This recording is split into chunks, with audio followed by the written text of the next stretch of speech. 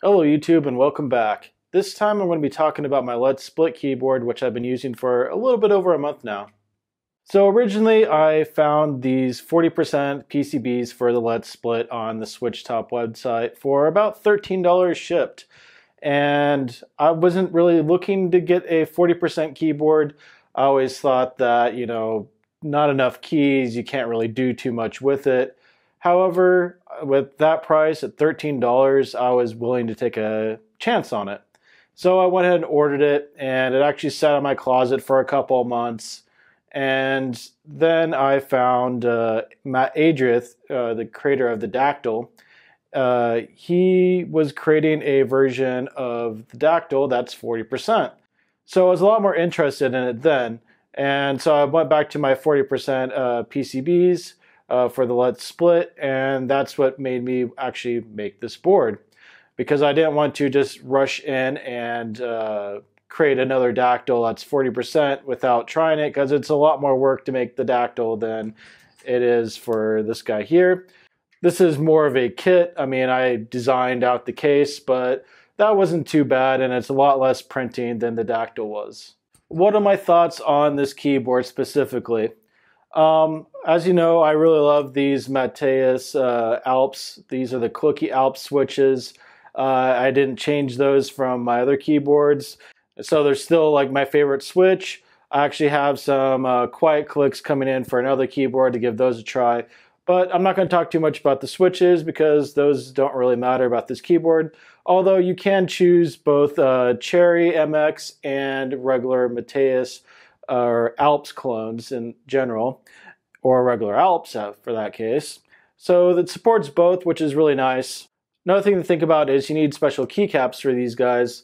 And if you just go with the OEM or DCS or some sort of profile, and it's not all the same profile like DSA or Row 3 SA or something like that, you're going to have different inconsistencies with your keys. These keys here are fine, just all the standard QWERTY keys for all your letters.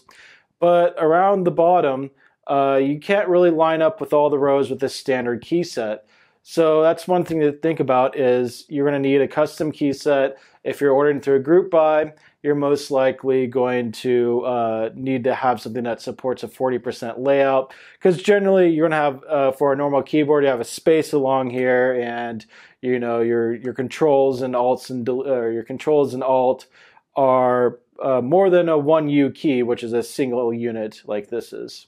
So even though I was using a standard OEM set for making this keyboard, but they're a little bit different profile. It didn't really bug me too much, but you might just want to, order those custom keys if you can, especially if this is going to be a long-term keyboard for you. So, like I said, I wasn't really expecting to use this as a daily driver for too long, but I wanted to give it a shot just because I wanted to see whether I should switch over from a 60% to a 40% Dactylus keyboard. And I don't think I'll be switching over. While it is a lot more usable than I thought, typing symbols is a lot harder on this. So trying to enter my password, my fingers do this weird dance because they have to, I'm not going to tell you what my password is, but I use a lot of symbols and numbers, and they interchange and switch back and forth. And I have two different functions keys. One function key, which will give me the numbers across the top. Another function key, which will give me the symbols.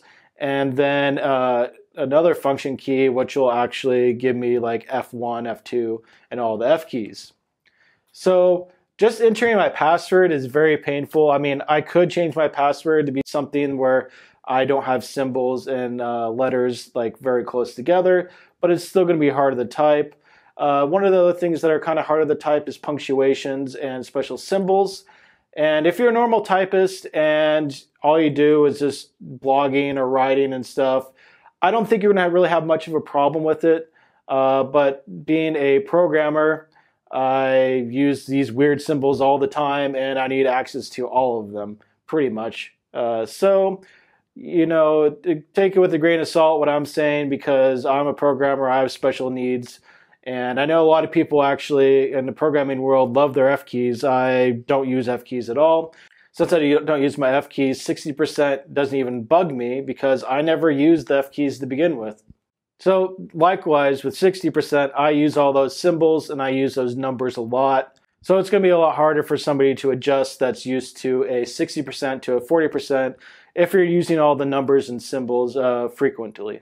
So about the Let's Split in general, just for building, it's an awesome kit. It was a lot of fun making it. I really didn't run into any issues. I did have a few small things go wrong. So one of the things that went wrong is, for whatever reason, this key, which is the N key on my right-hand side, just stopped working. It was very unreliable. It seems like something got disconnected between the motherboard, or PCB rather, and the Pro Micro. And so I just straight wired it up from the Pro Micro to the switch itself, and that fixed all my issues. This might not affect you as much. One of the things that I did after I made it is this case for this cable here, the TRS cable that plugs in here. In the modified version of the STL that I posted with the video, I made this hole a little bit bigger so this could move back. And what that does is, right now my PCB is at an angle, so it's not perfectly flat, it's more like this. And so the bottom pads are harder to reach the actual switches. And that's one of the reasons I don't like releasing STL files until actually, or models, project files, until I'm actually done with the project, because I don't want to put something out there that's going to, ruin your PCBs or whatever you may have. One of the other new things that I tried with this keyboard is QMK. And QMK is the firmware that controls this for all the different layers and sending all the key codes and everything. Beforehand, I was using TMK. And really, at my level, I don't really know too much of a difference. I don't use any kind of special RGBs. I don't use sound. I don't use an ARM processor to control the keyboard. It's still a generic AVR, the Pro Micro. So I can't really tell you which one's better between TMK and QMK. I can say that a lot of the new keyboards coming out are QMK rather than TMK, it seems like, but I'm sure you can use them interchangeably. But the code bases are very similar. After all, QMK was a forked version of TMK. They make it a little bit easier. And it's not any harder, but as a programmer, it's not very hard for me. It might be easier for somebody who isn't used to programming firmware or programming in general. So I can't really give you my definitive opinion which one I like more. I do believe that I'm going to be sticking with QMK just because I have it all set up now. And the keyboards that I want to make in the future, a lot of them are based off of the QMK firmware. So if I don't have to reinvent the wheel, I'm not going to. So who is this keyboard for? I think that this is very enthusiast style keyboard. It's for somebody who knows exactly what they're looking for. And if you're not a programmer, then I would recommend it a lot more. If you are a programmer, there might be some people who really love to use the function keys in different ways. They might not use as many symbols as I do. They might be writing some sort of scripts or something that aren't as intensive, or whatever program that they're using, it works well. Or, people want to spend a lot more time making macros and special keys. And that's probably where this guy would really shine is, since you have a limited amount of space, you can really customize it and make every single key do exactly what you want. I mean, you could do that with any keyboard, but it actually makes you think a bit harder about your layout and what you want to do with your keyboard. So one of my sticking points that I don't really like about this keyboard is the thumb cluster, or lack thereof. I know it's not really a fair comparison to say, oh, this doesn't have a thumb cluster, it's a terrible keyboard. But after using the Iridox and the Dactylus, and those are my main keyboards, coming to this, I tried to emulate using a thumb cluster. So you have your space and your enter, on the other side you have your backspace and delete. So it's not as nice because you're sort of clawing up your hands to press those. I mean, you could just move your hand over, but then the whole point of this is to keep your hand and be able to touch as many keys as possible. That's why it's smaller. So pressing this whole bottom row is a lot harder than using a thumb cluster.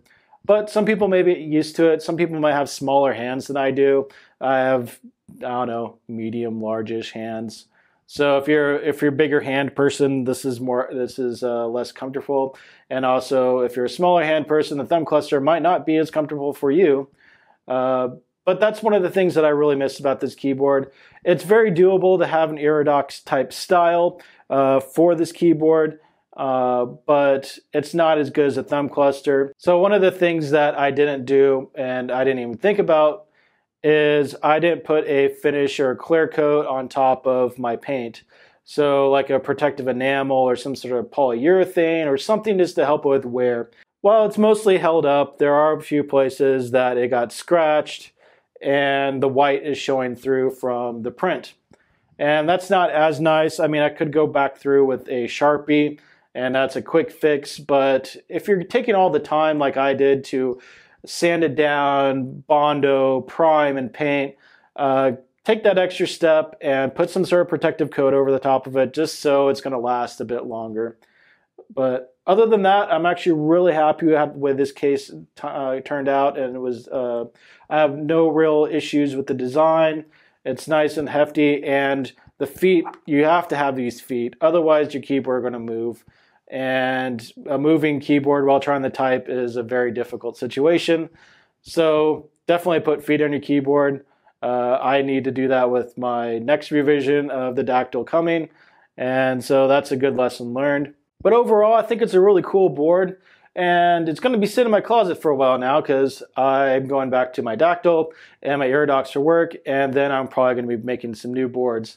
But, let me know what you think. If you have questions about the keyboard, what did I think about some sort of specific thing about it, or if you have questions on building it, or comments or whatever. You didn't like the video, you liked the video, give me a thumbs up, subscribe, all that fun stuff. So, yeah, I will see you next time.